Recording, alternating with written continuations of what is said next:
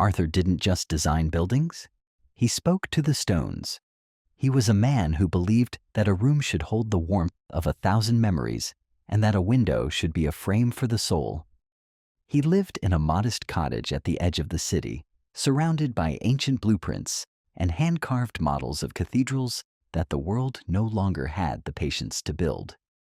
Arthur was a master of the old ways, understanding the secret language of light and shadows and how a structure could breathe with the wind. His life revolved around his work, and Claire, his brilliant younger apprentice. He saw in Claire a spark of fire that he mistook for a passion for art. He shared with her his life's masterpiece, the Sanctuary of Light, a design for a cultural center that used mirrors and stone to capture the sun's journey across the sky. To Arthur, it was a gift to humanity. To Claire, it was a golden ticket out of the shadows of Arthur's humble studio. The betrayal was as cold and sharp as a steel girder. Claire had been secretly meeting with Morgan, a ruthless developer known for building glass boxes that had no soul but generated immense profit.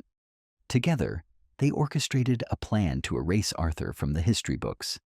They stole his blueprints for the Sanctuary of Light, but they did something even more sinister.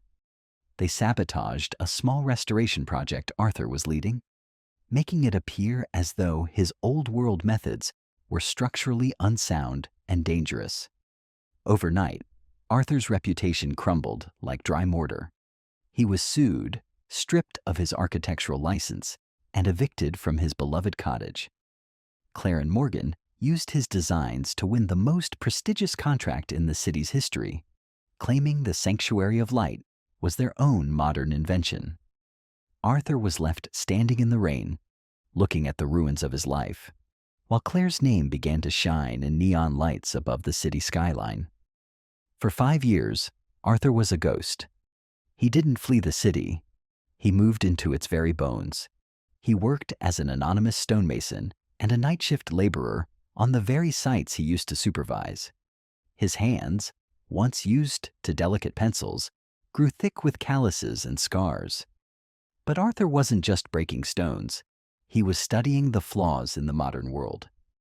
He realized that the glass towers Morgan and Claire were building were beautiful but hollow. They lacked the deep foundations and the structural integrity that only a master of the old ways could provide.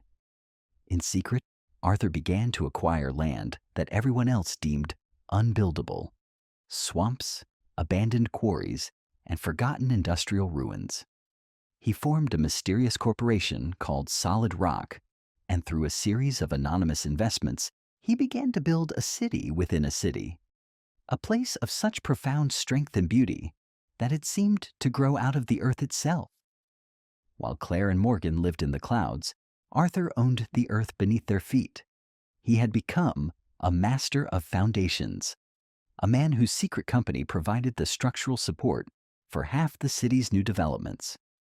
No one knew his face, but everyone relied on his engineering.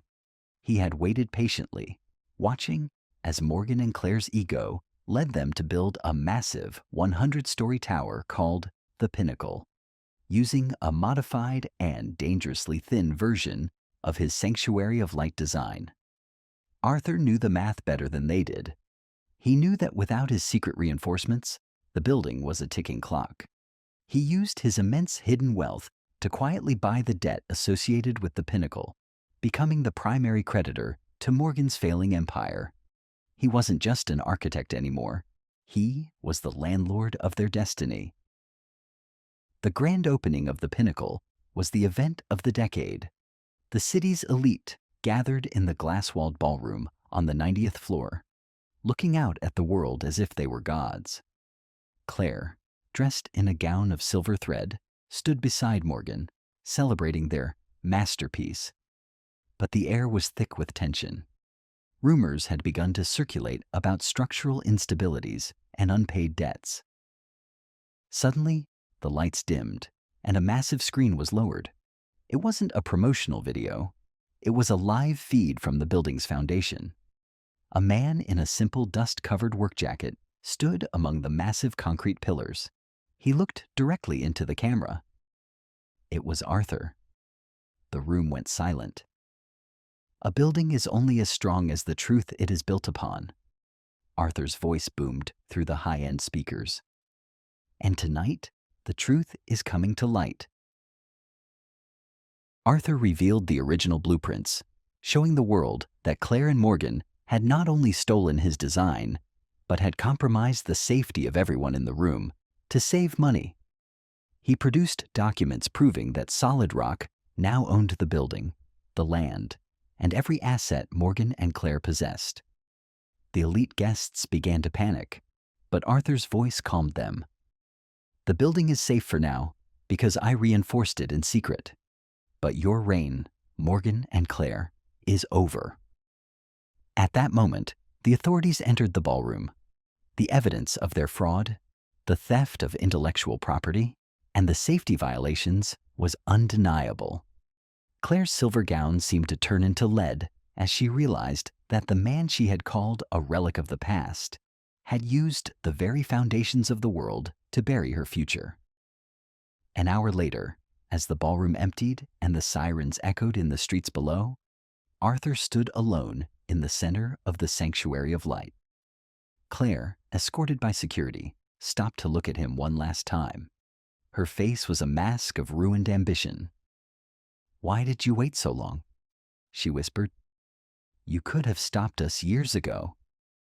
Arthur looked at her with a calm, steady gaze. "Because a master knows that you cannot rush the drying of the mortar. You have to let the structure settle before you show the world the cracks." He handed her a small hand-carved stone, a piece from his old cottage. "I kept the foundation, Claire. You only kept the glass."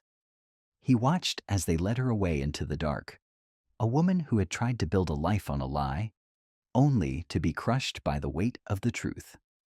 Arthur did not move into the pinnacle. Instead, he returned to his edge of the city and rebuilt his modest cottage, but this time it was the center of a grand academy for young architects. He taught them that the soul of a building is more important than its height, and that a true master builds for the centuries, not for the headlines. He lived a long, dignified life, walking through the city he had secretly saved, listening to the echoes of the stones. Morgan and Claire's names were erased from the facades of the city, replaced by the simple, enduring mark of the stonemason. As Arthur sat on his porch, watching the sun set behind the silhouette of a city that finally stood on solid ground, he took a deep breath. The blueprints were filed. The structures were sound. The architect had finally found his peace, and the echoes of his life were ones of truth, strength, and an eternal, unshakable foundation. Glass can shatter and steel can rust, but a foundation built on integrity is eternal. Claire thought she could build a palace on the ruins of another man's life, but she forgot that a building without a soul eventually collapses under its own weight. Arthur proved that the greatest structures are not built with stone and mortar, but with patience and truth. The final question: if you were to look at the foundations of your own life today, would they be strong enough to hold the weight of your dreams? Or are you building on a bed of sand?